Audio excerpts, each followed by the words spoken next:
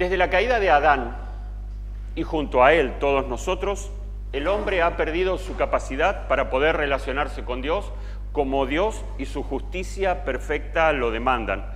Permanentemente vemos un mundo que trata de amoldar, trata de encontrarle la forma a un Dios con minúsculas, un Dios ilusorio, un Dios que existe en sus mentes, pero no desea someterse a un Dios vivo y verdadero, tal cual como está revelado en su Escritura. Vivimos en un mundo que permanentemente nos empuja, nos incita, nos lleva, nos invita a confiar en lo humano, en líderes políticos, en sistemas económicos, en avances tecnológicos, en poderío armamentista, incentivados a formar alianzas con los llamados poderosos, en sistemas, o incluso nos invita o nos llama también al mundo a confiar en nosotros mismos. Sin embargo, todas estas cosas tienen características comunes. Son limitadas, son frágiles y son temporales.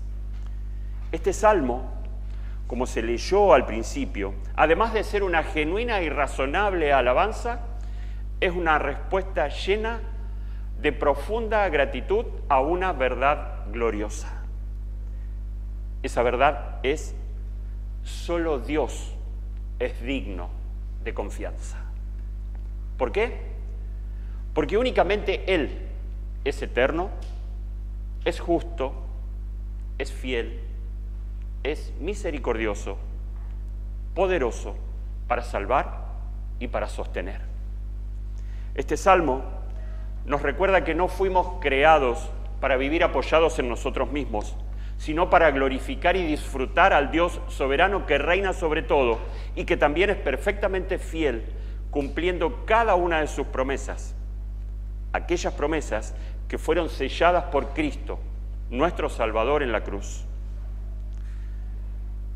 En la vida de cualquier ser humano, saber el propósito por lo cual está en esta tierra debería ser una pregunta para considerar seriamente y no conformarse con un todo es lo mismo, todo me da igual, sino hacerse esta pregunta: ¿para qué estoy? ¿Cuál es mi propósito en esta tierra?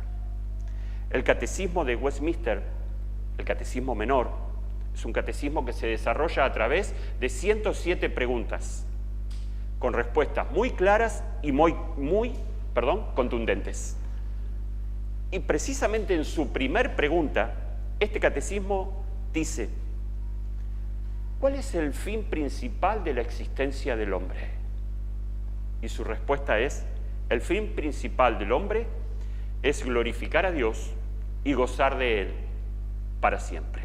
Y allí estará el énfasis de este sermón, de esta predicación. Veremos, este es el trabajo que tenemos por delante, que el Salmo 146 no es solo una exhortación a alabar, sino que es una exhortación a cumplir, ni más ni menos, el propósito para el cual fuimos creados.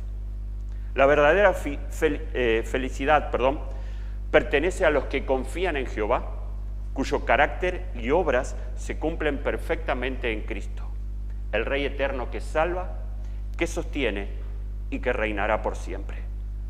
En contraste con la fragilidad humana, Cristo es el verdadero príncipe eterno.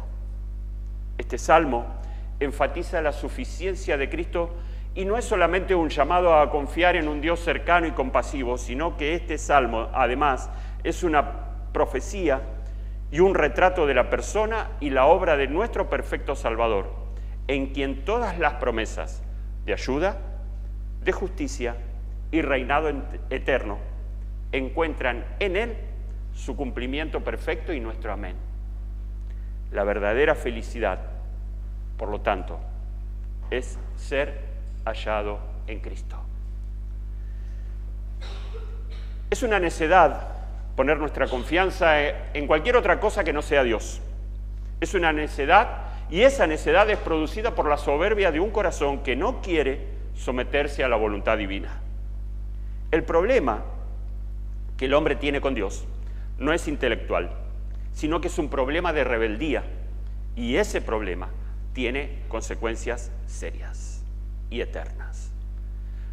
Vayamos entonces, antes de entrar de lleno al texto, al contexto de este salmo. Y para ello les voy a leer Éxodo, capítulo 32, versículo 1. El contexto de este versículo es: Dios llamó a Moisés al monte Sinaí para darle las tablas de la ley. ¿Qué hizo el pueblo? Éxodo 32, versículo 1 dice: viendo el pueblo que Moisés tardaba en descender del monte, se acercaron entonces a Aarón y le dijeron: levántate, haznos dioses que vayan delante de nosotros, porque a este Moisés, el varón que nos sacó de la tierra de Egipto, no sabemos qué le aconteció, no sabemos qué le pasó. Está demorando Moisés y no sabemos qué le pasó. Levántate y haznos dioses que vayan delante nuestro. Así es como piensa y obra una persona que cree que las grandes obras las hacen los hombres y no Dios. A pesar de las muestras que estos hombres reciban, la gente piensa que las grandes obras las siguen haciendo los hombres. Dios envió las plagas. Dios los sacó de la esclavitud. Dios los hizo atravesar el Mar Rojo. Dios los cuidó de día con una nube y de noche con una llama, en el medio del desierto. Pero este pueblo pidió otros dioses porque no sabían qué le había pasado al hombre que los sacó de Egipto. Pero cuidado, no nos confundamos y no nos equivoquemos. Este no es solamente un problema que tuvo el pueblo de Israel. Es un problema que tienen muchas personas hoy. Y más alarmante es aún ver que muchos cristianos también tienen este problema. Cristianos que son verdaderos, pero que también son influenciados por este mundo y por esta sociedad. Así como fue influenciado el pueblo de Israel y que lo llevó a Aarón a decirle que le haga otros dioses, así también nosotros estamos siendo influenciados por esta sociedad.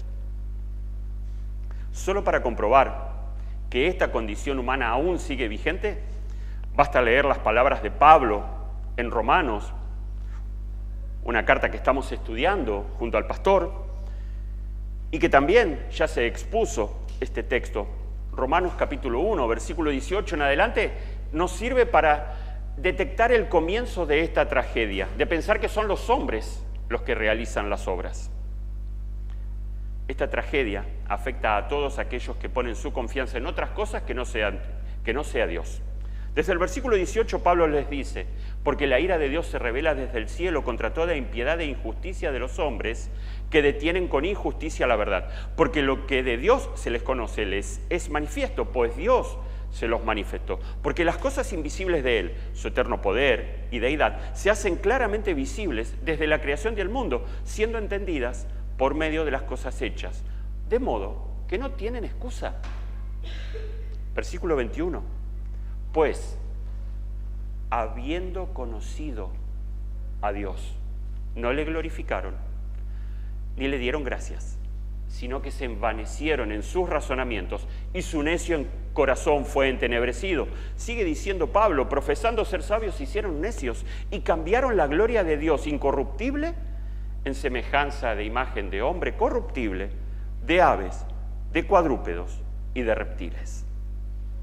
El comienzo de toda desviación es que, habiendo conocido a Dios por medio de las cosas que Él creó, no lo glorificaron ni le dieron gracias.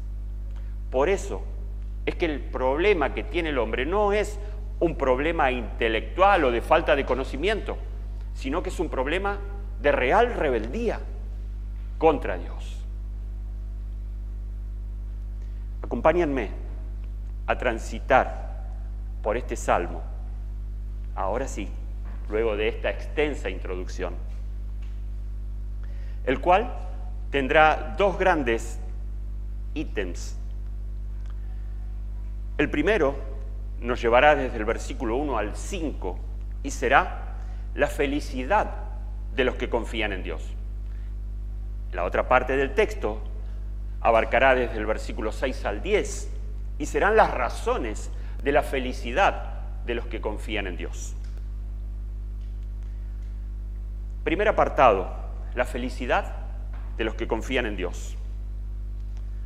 El salmista empieza diciendo, y les pido por favor que me sigan ustedes con sus Biblias: alaba, oh alma mía, a Jehová.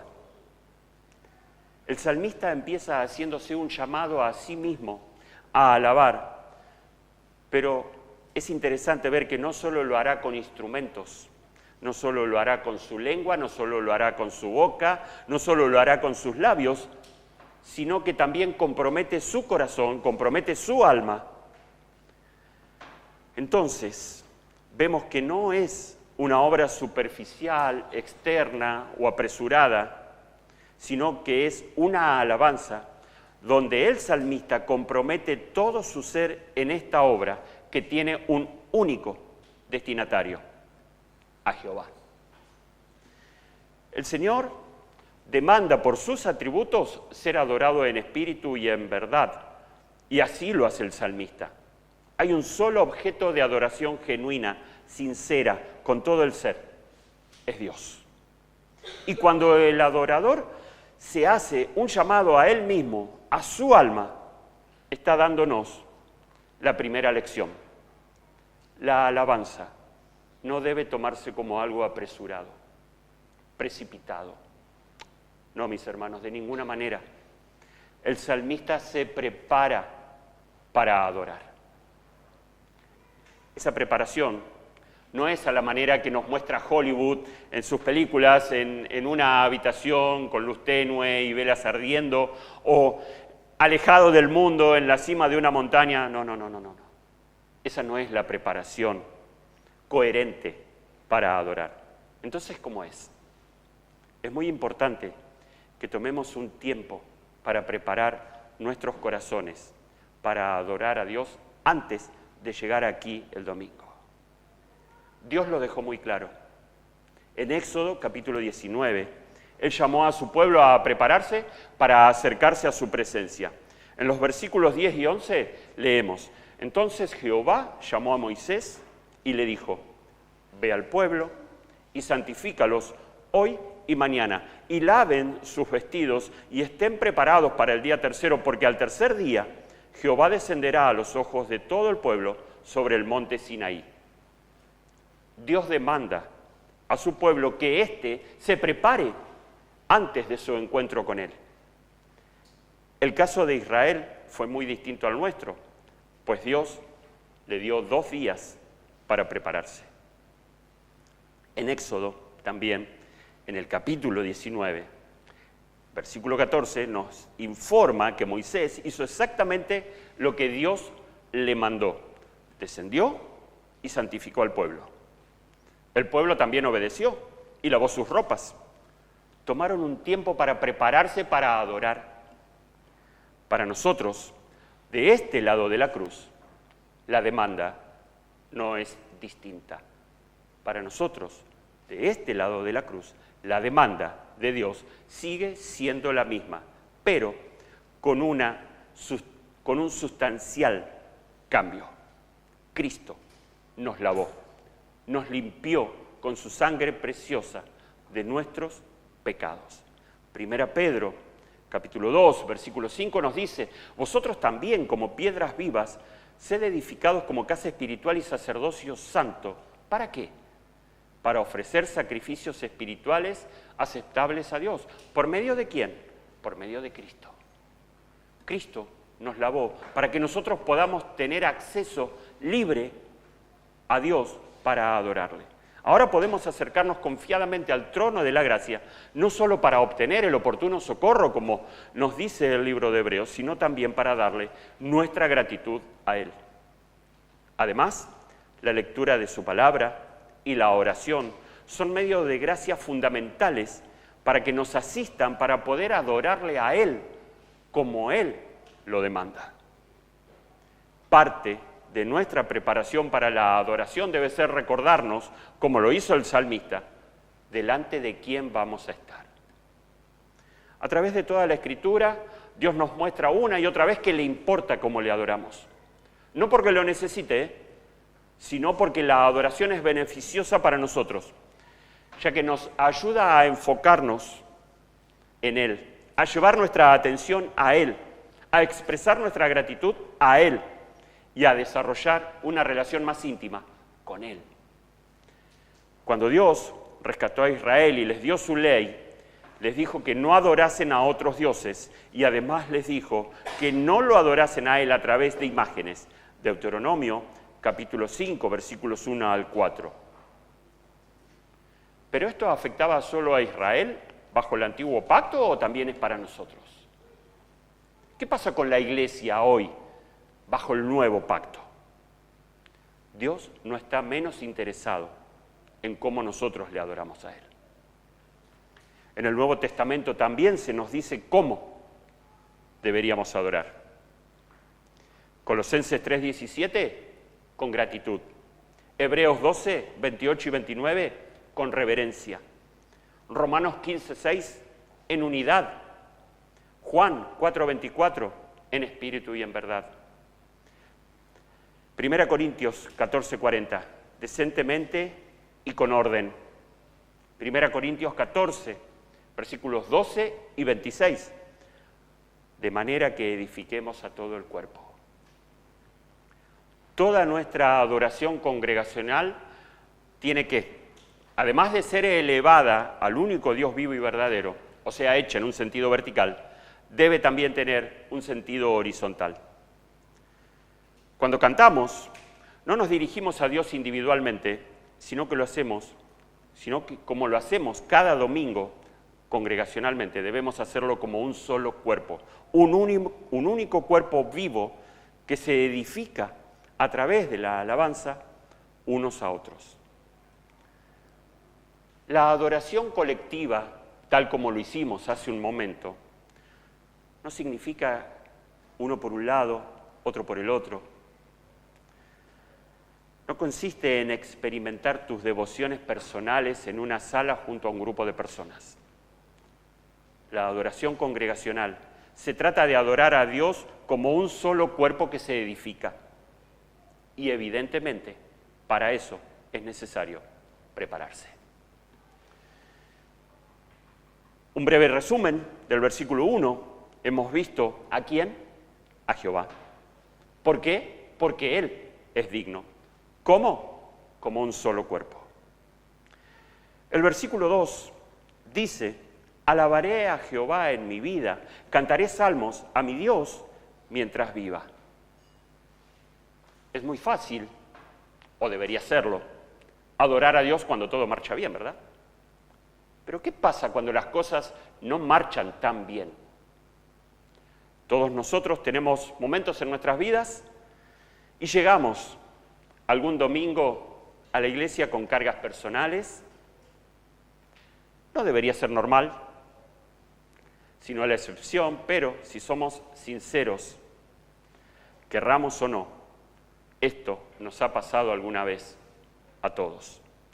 Todos atravesamos momentos difíciles y complicados mientras vivimos esta efímera vida de este lado del sol. Y es común que esas dificultades nublen nuestro cielo y dejemos de ver con claridad a Dios. Debemos recordar, mis queridos hermanos, que estamos en una guerra. Y el enemigo tratará por todos los medios de derrotarnos. Y una de sus armas favoritas es desviar nuestra mirada de Dios. Pero gloria a Él, que nos lleva una y otra vez a sus promesas, a su palabra, y que pacientemente nos aguarda. Dios, en su soberanía, permite que atravesemos momentos difíciles y es ahí donde necesitamos buscar más la comunión con Dios. Muchos cuestionan a Dios cuando pasan por estos tiempos. Se preguntan, ¿por qué a mí y a otros no? La verdad es que todos estamos pasando o pasaremos por tiempos de dificultades. Jesús nunca nos dijo que con Él, en nosotros, no tendríamos dificultades. Al contrario, nos advirtió que enfrentaríamos muchas dificultades, pero en el mismo versículo que afirma esto, y esto es lo que muchos olvidamos, también nos invitó a no temer. Porque debemos tener presente que Él venció muchas más dificultades que las que nosotros pasaremos hasta lograr la mayor victoria, la victoria sobre el pecado y la muerte. Recordemos, por ejemplo, Juan 16:33. Estas cosas os he hablado para que en mí tengáis paz. En el mundo tendréis aflicción, pero confiad, yo he vencido al mundo. Un brevísimo repaso, ahora uniendo versículos 1 y 2, hay un solo ser al cual adorar. Hacerlo es el llamado del salmista con todo el ser. Hacerlo independientemente de las circunstancias que nos rodean y hacerlo en un sentido vertical y horizontal. Abordemos ahora, mis hermanos, los versículos 3 y 4. Dice así el salmista: no confiéis en príncipes, ni en hijo de hombre, porque en él no hay salvación. Pues sale su aliento y vuelve a tierra, y ese mismo día perecen sus pensamientos. En la métrica de una melodía humana, ¿no hubiera sonado mejor acaso pasar directamente al versículo 5? El salmista adora a Dios, lo alaba, lo reconoce, dice que cantará salmos mientras viva. Y hubiera sonado bien, ¿verdad? Que el salmista diga: bienaventurado cuyo hombre que es ayudado por Dios. Entonces, ¿por qué el salmista, guiado obviamente por el Espíritu Santo, hace esta advertencia? Parecería como que se desvía del tema que está tratando. Lo que el salmista hace es poner un paño muy oscuro para que al exponer la joya más preciosa, ésta brille con toda intensidad. El paño oscuro es mostrarnos a todos la limitada y frágil condición del hombre.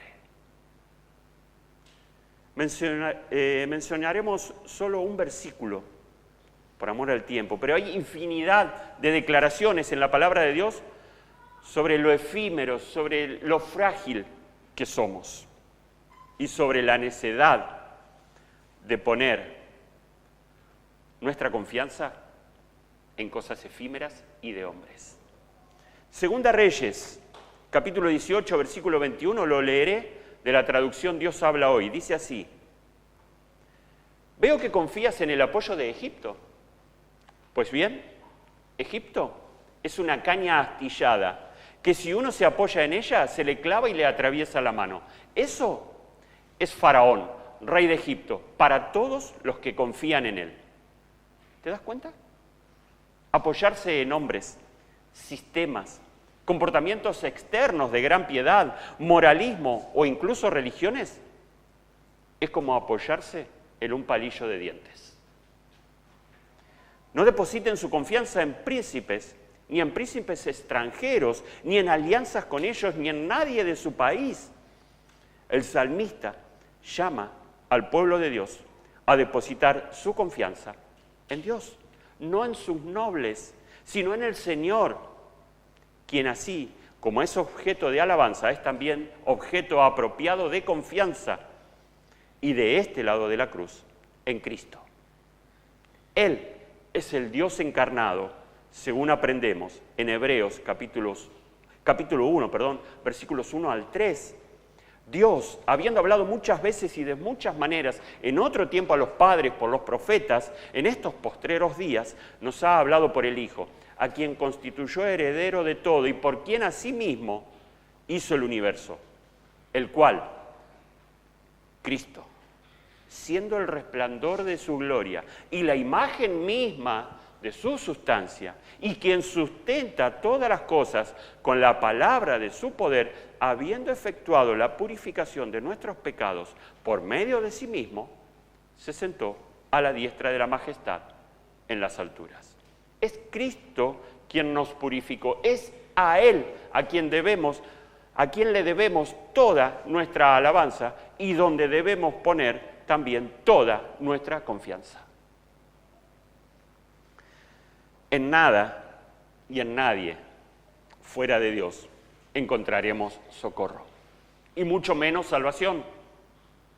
Un simple hombre, nacido de mujer, como Abraham, el padre de los fieles, de quienes se jactaban los judíos, o Moisés, o Ciro, cuando éste contaba con el mayor y más temible ejército conocido en el mundo, ni en el mismo David, ni en ninguno de sus príncipes, pues por grandes que parezcan, o por el honor, o la estima, o el temor que se les tengan, no son más que hijos de hombres.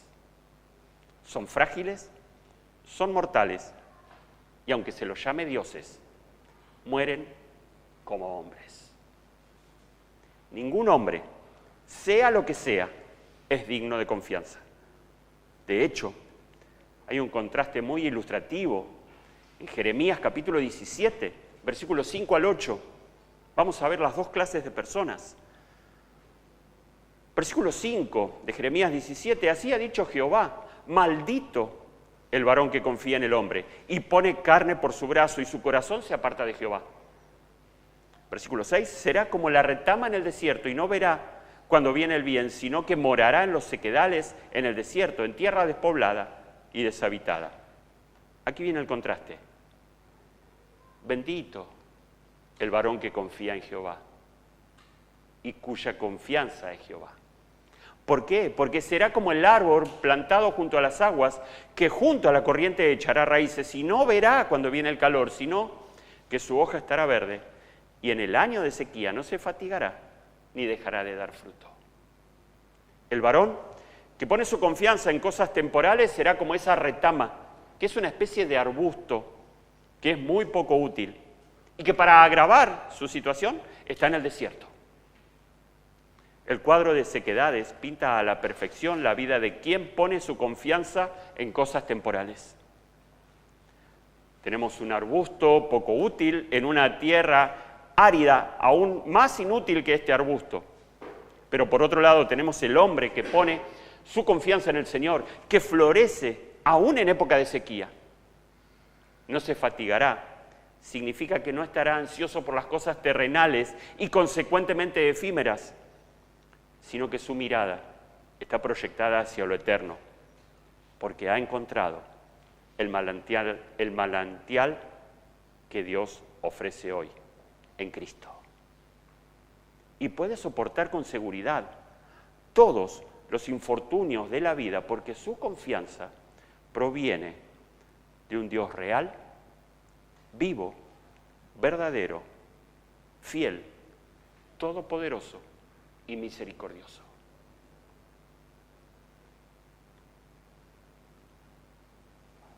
Volvamos a nuestro texto. Estábamos en el versículo 4 del Salmo 146. Y algo más, para mis amigos que aún no han depositado su confianza en el Señor. Existe la equivocada creencia de que cuando una persona muere todo se termina. Pero Dios nos recuerda en su palabra lo que Él mismo estableció. Hebreos 9:27. Leemos que Dios estableció para los hombres un juicio una vez que mueran. La pregunta es entonces, ¿cómo vas a salir de ese juicio que Dios estableció tener con cada uno? La expresión de nuestro texto, en ese mismo día perecen sus pensamientos, no significa que el hombre se extinga en el momento de la muerte o pierda su conciencia personal. Significa, antes que nada, que sus propósitos y sus planes se extinguen con su muerte. Pero al hombre aún le queda un juicio delante de Dios que lo creó y contra el cual se rebeló. Al ver esta condición, es ahora que empieza a brillar la joya más preciosa y la razón de la alegría y la alabanza del salmista. Luego de poner este paño oscuro evidenciando la incapacidad humana para salir de tan desesperante situación, queda expuesta desde todos los ángulos la gran necesidad que todos nosotros tenemos. Indefectiblemente necesitamos un Salvador, alguien que interceda por los pecadores delante del Dios Padre. Ahora empiezan a asomar los brillantes rayos del glorioso Evangelio. Y ahora sí, mis queridos, atención, porque vamos a entrar al corazón del Salmo. Versículo 5. Bienaventurado aquel cuyo ayudador es el Dios de Jacob, cuya esperanza está en Jehová, su Dios. Evidentemente, este no es un cambio menor. Aquí se cambia la oscura condición en la cual estábamos todos nosotros por culpa de nuestra rebeldía contra Dios, se cambia por una condición de felicidad máxima. Bienaventurado. Ahora, ese hombre que estaba condenado pasa a ser bienaventurado. ¿Cómo es posible? ¿Cómo es posible esto? ¿Qué encuentra el salmista en Dios que no encuentra en ningún hombre? Acompáñame y lo vamos a descubrir juntos en el mismo versículo que leímos recién. Versículo 5. ¿Qué encuentra el salmista en Dios que no encuentra en ningún hombre? Ayuda y esperanza. Aquel hombre que pone su confianza en Dios será bienaventurado porque hallará ayuda y esperanza. El hombre será bienaventurado porque Dios no lo deja en la oscura y triste condición de la cual todos los hombres merecemos. Ahora el hombre tiene una ayuda y esa ayuda le trae a él esperanza. Y estas están en que el Dios de misericordia no lo abandona en esa oscura y desértica posición, sino que lo salva.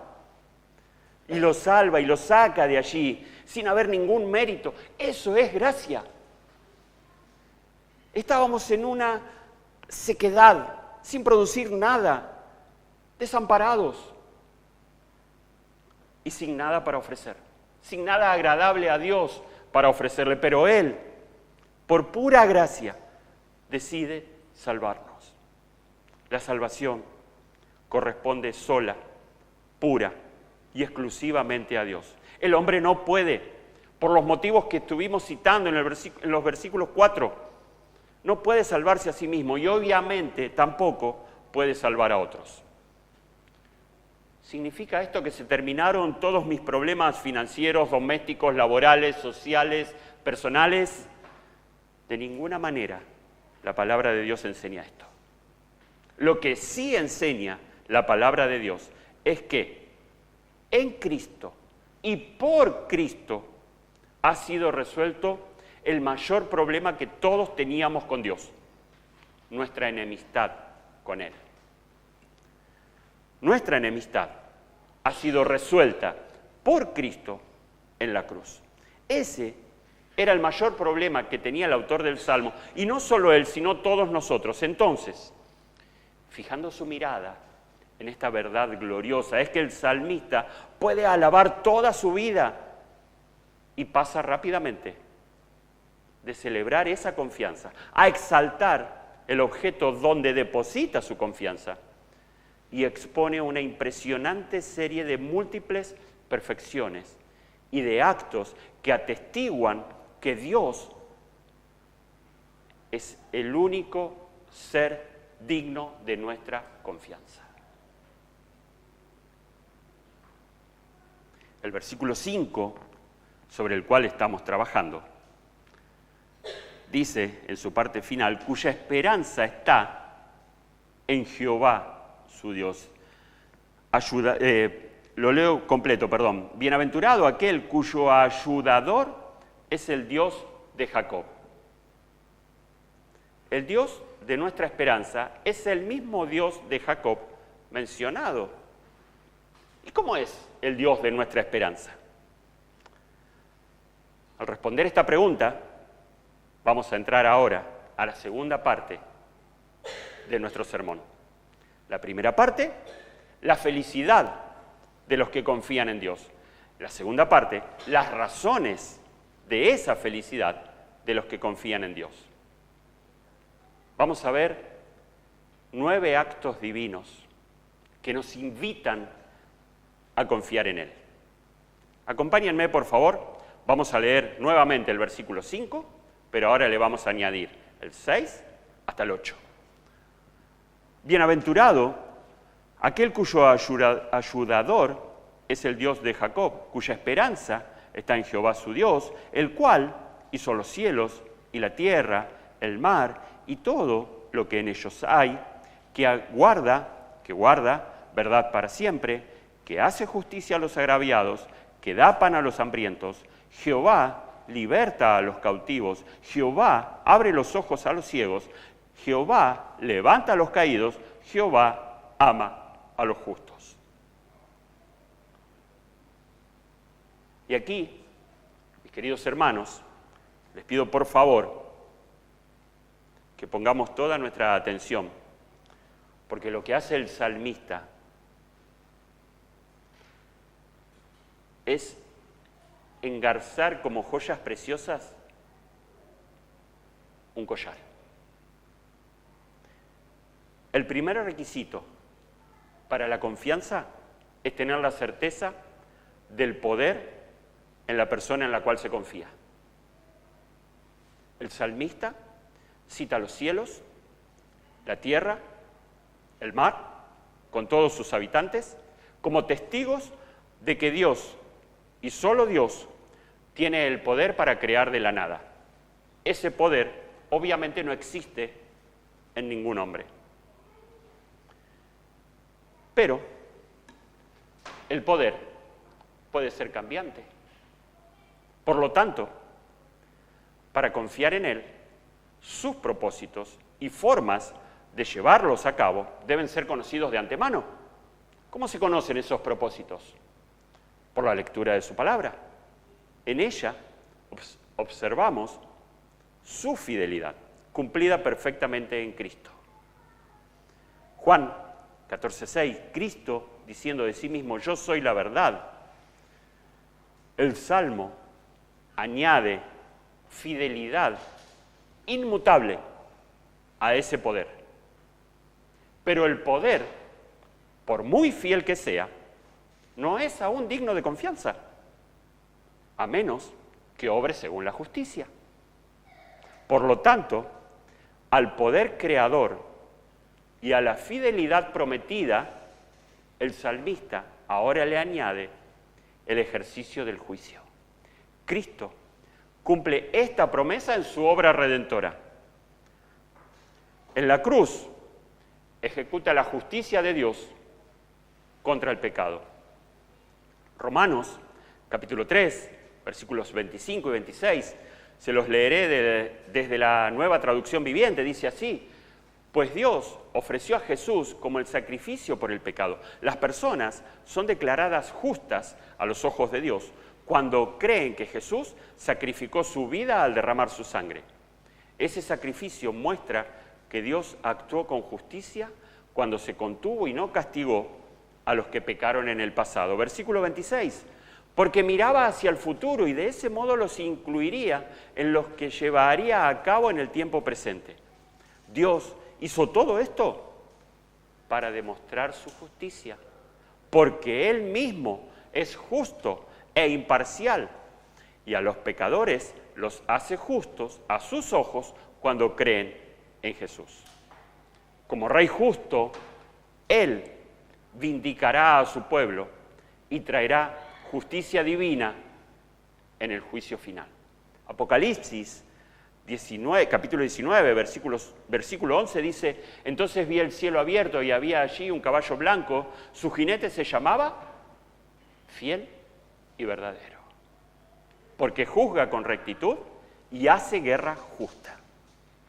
Pero todo esto no basta, pues podemos estar ante la presencia de un ser severo, al que se le puede reverenciar, poderoso, fiel a su palabra, pero que con dureza aplica su justicia. Y nadie entonces puede acercarse a él para obtener la ayuda que necesita. ¿Qué hace el salmista una vez más?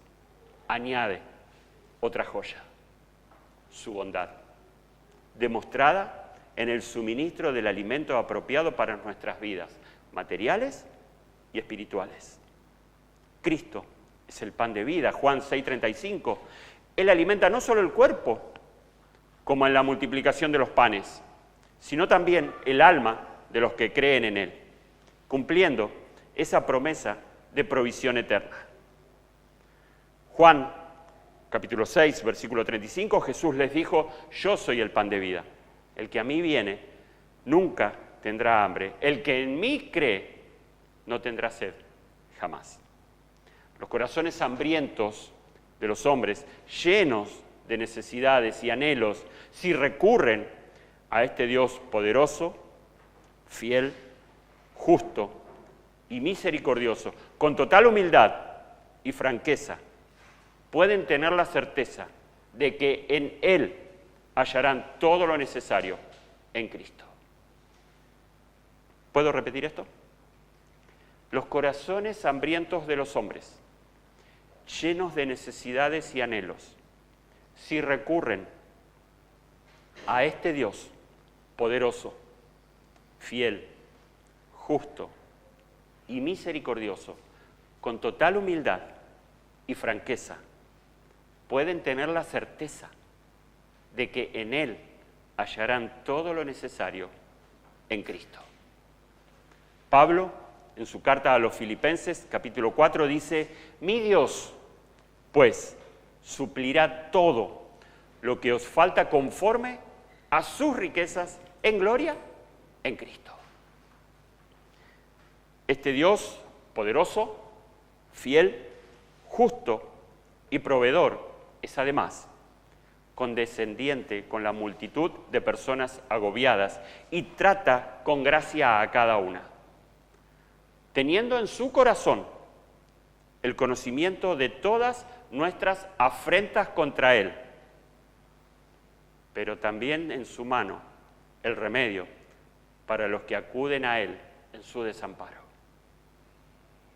Su mano fuerte romperá las ataduras, su suave toque abrirá ojos cerrados y dará vida también al corazón necio que está muerto. ¿Para qué? Para que responda a la luz y con su firme y amorosa sujeción levanta y sostiene a los postrados. Él es el que nos libertó de la esclavitud del pecado. Juan, capítulo 8, versículo 36, así que si el Hijo los hace libres, ustedes son verdaderamente libres. Su batalla sobre nuestros enemigos ya está ganada. Hebreos, capítulo 2, versículos 14 y 15 dice: así que, por cuanto los hijos participaron de carne y sangre, Él también participó de lo mismo, para destruir por medio de la muerte al que tenía el imperio de la muerte, esto es, al diablo, y librar a todos los que por el temor de la muerte estaban durante toda la vida sujetos a servidumbre. Todas estas clases de personas que se describen hasta el versículo 8 de este salmo, afligidas, deben interpretarse literalmente. Esa era tu condición y mi condición de esclavitud, de ceguera y de humillación extrema delante de Dios. Sanó a los ciegos físicamente, como por ejemplo vemos en Juan capítulo 9, versículos 1 al 7, pero hizo algo más maravilloso aún. Abrió nuestros ojos espirituales para que veamos la luz del Evangelio. 2 Corintios, capítulo 4, versículo 6.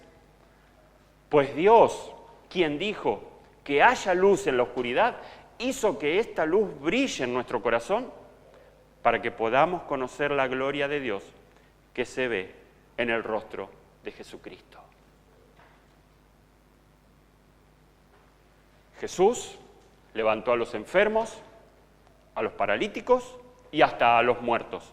Pero por sobre todas las cosas, lo más maravilloso es que Él, Cristo, levanta al pecador caído de la condenación en la cual está y le da vida nueva. Llegamos así casi al final del versículo 8. ¿Y por qué digo casi? Porque en el versículo 8, en su parte final, hay algo muy interesante. Dice el salmista: Jehová ama a los justos. Pregunta lógica. ¿Cómo puedo ser una persona declarada, una persona justa a los ojos de Dios para que Él me ame? Hay una sola respuesta.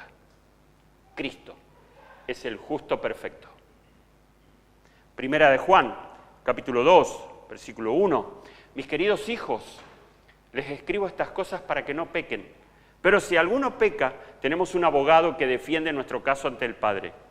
Es Jesucristo, el que es verdaderamente justo. En Él, y solo en Él, Dios nos declara justos o justificados.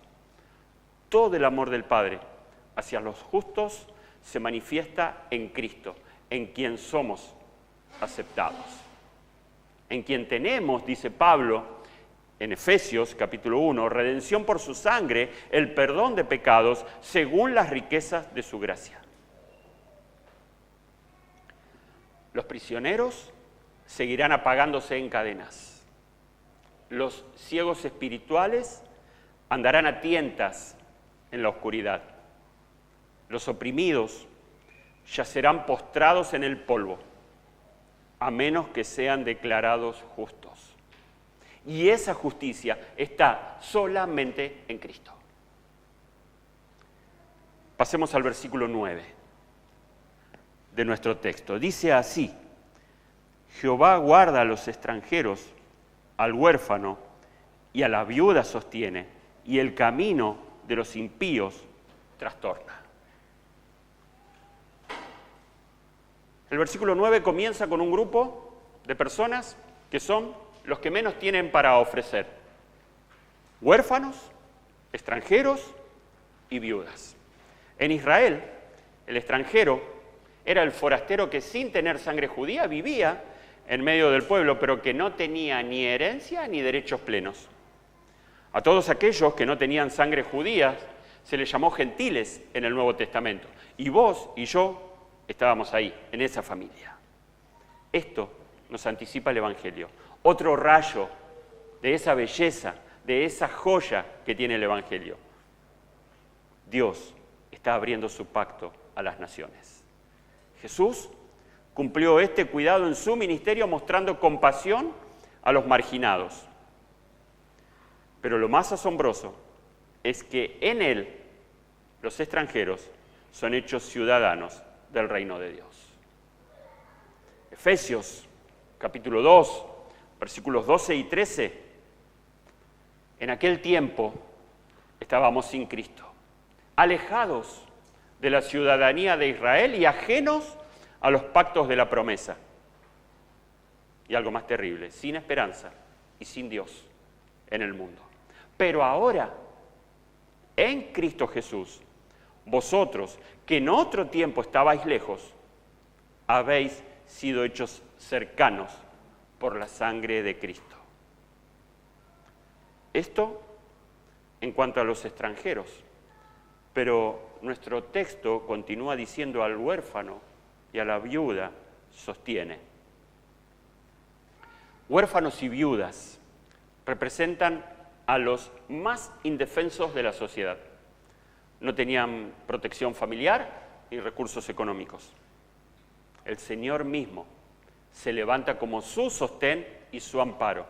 En toda la Escritura vamos a encontrar que Dios trata muy especialmente este tema.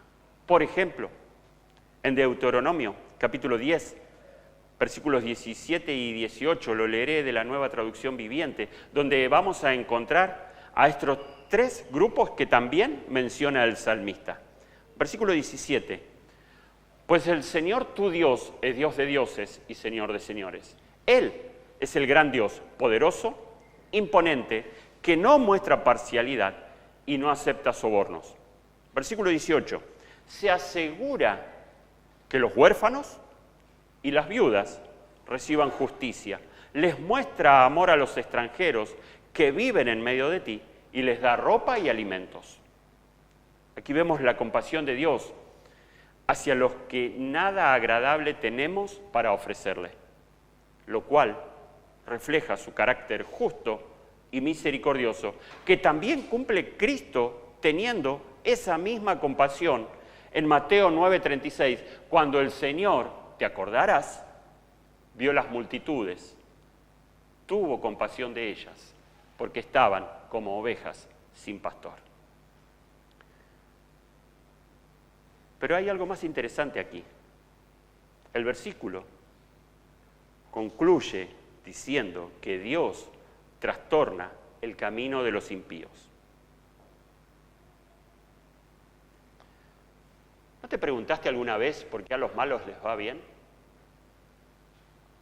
Si lo hiciste, como lo hice yo, y espero no ser el único en este lugar que se ha hecho esa pregunta, es básicamente también la pregunta que se hace a Asaf en el Salmo 73.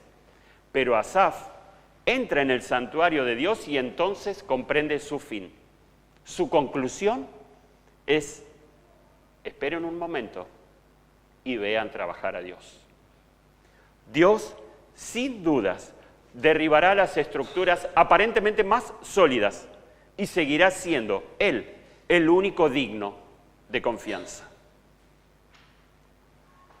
Solo a modo de recordatorio podemos citar Génesis 11, la Torre de Babel; Éxodo, capítulos 1 al 14, un faraón endurecido de corazón.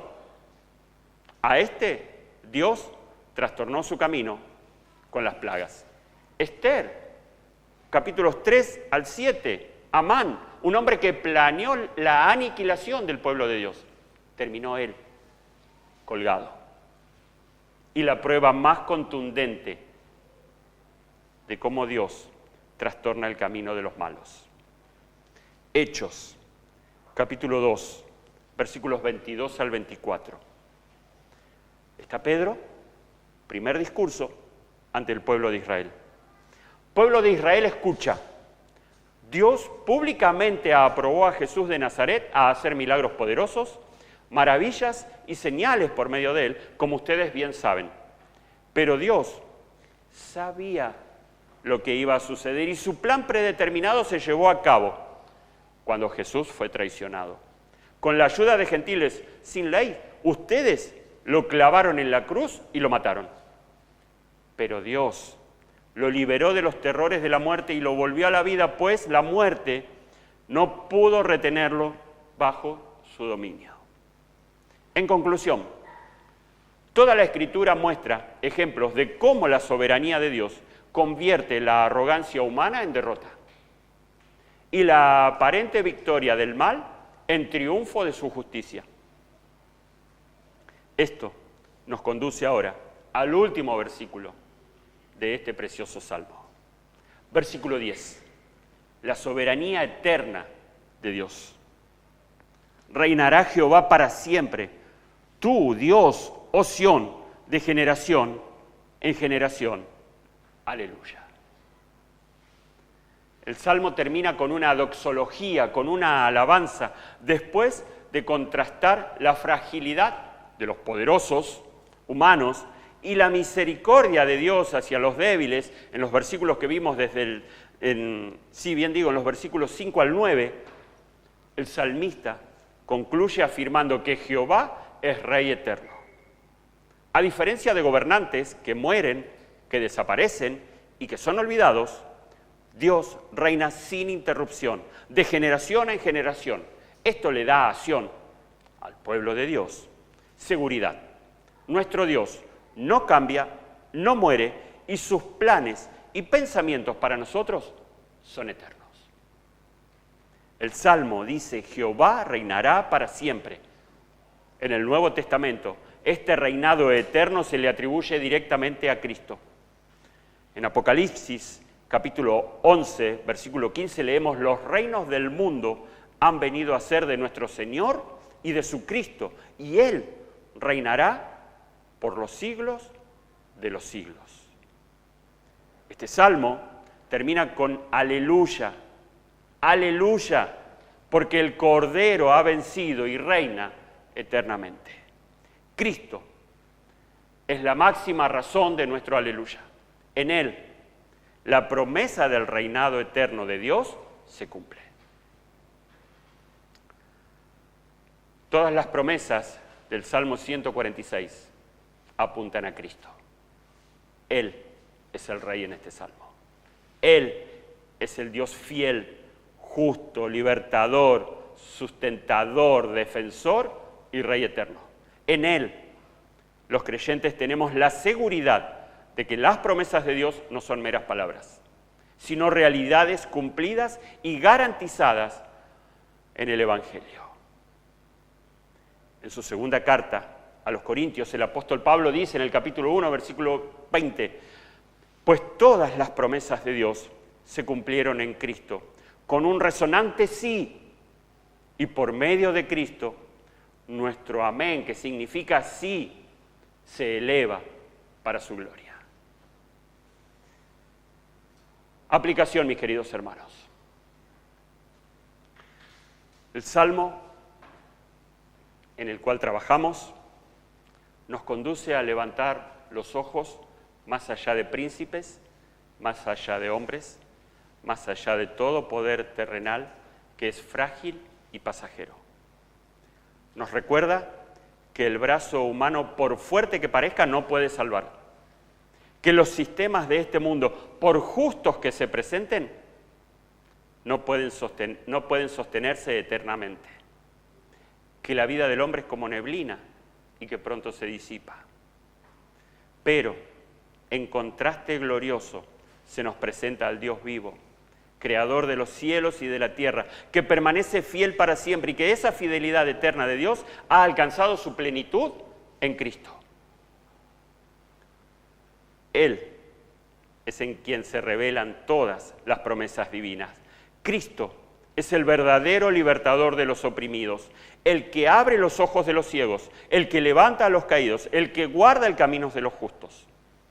A diferencia de los poderosos de este mundo que reinan por un tiempo, Cristo reina para siempre y su trono jamás será removido. Por eso, el llamado de este salmo no es solamente a desconfiar de los hombres, sino a poner toda nuestra esperanza en Cristo, quien con su vida perfecta, su muerte sustitutiva y su resurrección gloriosa aseguró para siempre nuestra salvación eterna. Él es superior a todo y a todos, pues solo en Él encontramos justicia, perdón, cuidado y vida abundante. Conclusión. En primer lugar, quiero dirigirme a mis amigos. Quiero mencionarles solo un versículo. Isaías, capítulo 30, versículo 15. Porque así dijo Jehová el Señor, el Santo de Israel: en descanso y en reposo serán salvos.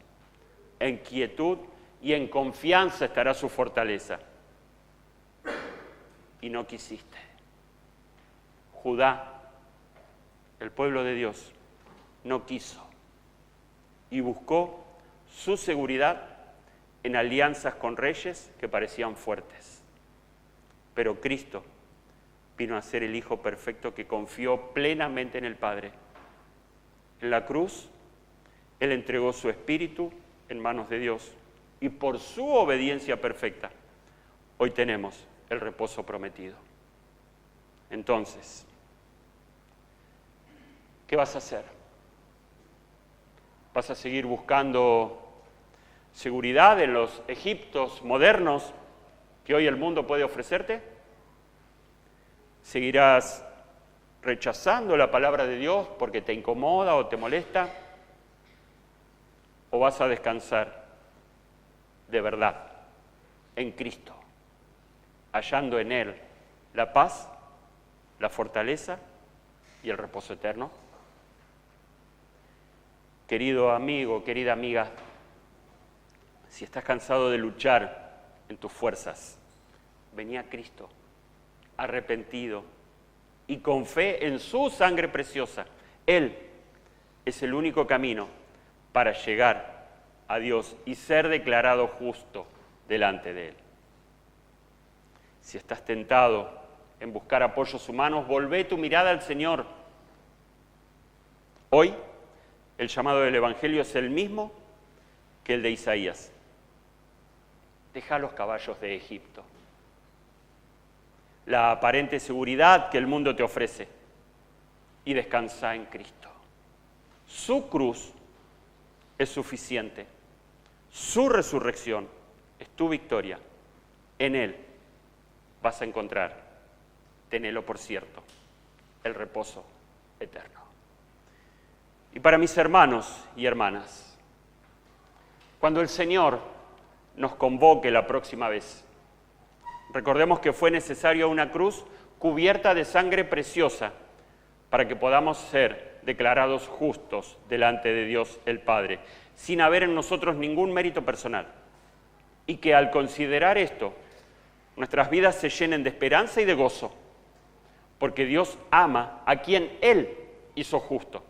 Y que recordar eso nos lleve a poner nuestra confianza solo en Él, a tributarle nuestras mejores alabanzas, pero no solamente con canciones, sino también con vidas santas que lleven gloria y honren su nombre, cumpliendo así el propósito para el cual Él nos creó. El propósito principal y más elevado del hombre es glorificar a Dios y gozar de Él para siempre.